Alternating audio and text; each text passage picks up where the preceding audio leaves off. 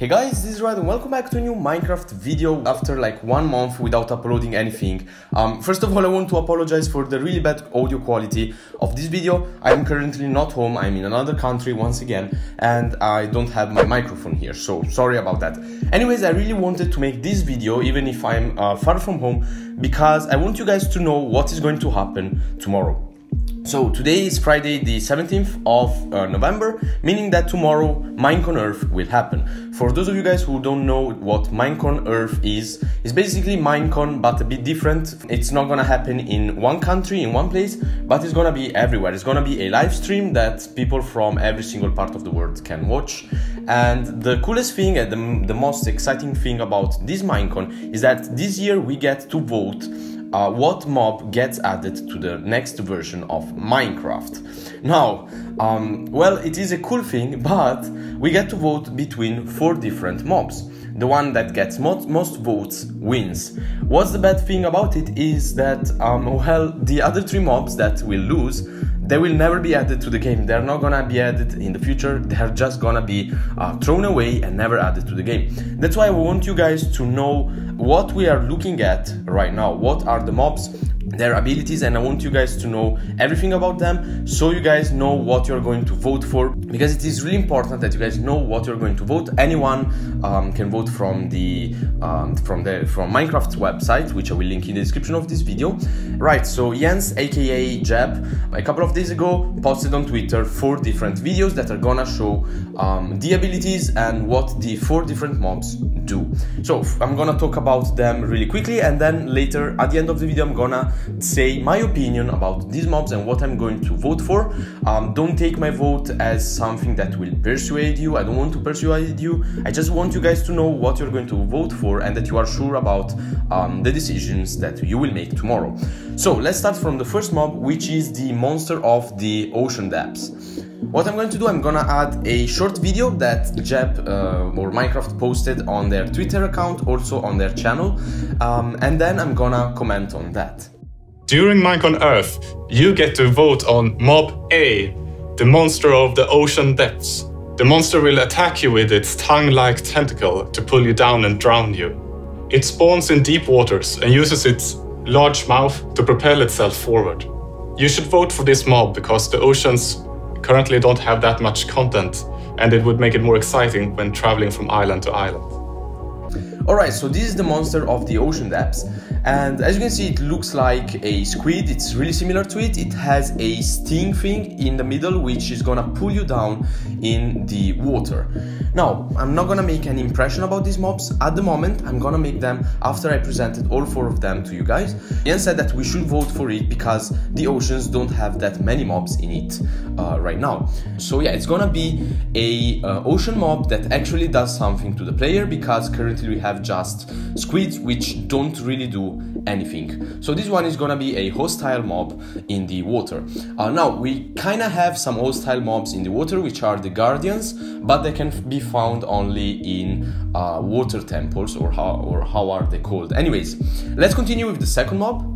During Minecon Earth, you get to vote for Mob B, the monster of the night skies. This manta ray-like monster is a flying creature that spawns at high altitudes. It is attracted to insomnia and will find players who haven't slept for many days. It will swoop down in groups and bite your flesh. You should vote for Mob B because there are currently no flying monsters in the overworld. Alright, so this is the monster of the night skies. It is kind of interesting because also Jeb said that we should vote for it because the skies currently don't have any mob in them. We kind of have the bat, but it doesn't fly really up, and we actually find it in caves, so it's not actually a sky mob. So it's gonna be a really good addition because currently we don't have anything in the sky. And as Jeb said, basically this mob here is attracted to insomnia, meaning that if a player doesn't sleep for a really long time, these mobs here will appear and attack him. Also, he said that they will appear in small groups and will bite your flesh. It is a really good addition because we don't have anything in the skies, and also because the player now has to actually sleep in the bed quite often. Let's continue with the third mob, which is the Great Hunger.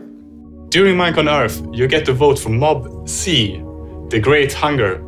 This cute-looking mob has a huge mouth and a great appetite for enchanting powers. It will open its huge jaw and sink into the ground where it will camouflage itself. Any mobs or items that fall into its mouth will be consumed. You should vote on this mob because it has some interesting enchanting powers. Maybe you can even use these abilities to your own advantage to add or remove enchantments from your own items. Alright, this is my favorite mob, and let me tell you why. So, Jeb said that this mob here will appear in the overworld, which is where players spend most of their time during their gameplay. You spend most of your time in the overworld. So you will encounter this really cute mob which will open his big jaws and basically bite the ground to camouflage himself, and I'm really curious to see how he will do it, if of course it wins, but to me it sounds really interesting. So it will camouflage itself, meaning that it will be a bit more difficult to see it if it's like upside down, or I don't know how he will camouflage himself. From what Jeb said, I think that he will open his mouth and turn upside down and just bite the ground. That's what I imagine, but it could be different once they add it. And also it has some cool features, some cool actual things that he does. First of all, he can eat anything, any mob and any item. And I really like this because basically players will have to pay attention where they drop their items, pay attention to these mobs, and also they can like come to your farm and you will have to actually protect your mob farms, because these guys here can basically exterminate an entire colony of mobs that you really carefully grew up. So yeah, it is kind of interesting. And also the second feature that it has is that he is really hungry for enchanting powers. Players can use this mob at their advantage because he can take or put enchantments out of an item. Now, think about it. We can currently put enchantments on items using anvils, with books and items of course, and also with enchanting tables, but we currently don't have any option to remove enchantments, if I am not wrong, because I didn't play Minecraft Survival that much, but from what I know there is currently no way to remove an enchantment from an item. So this mob here could do something that players could never do until now.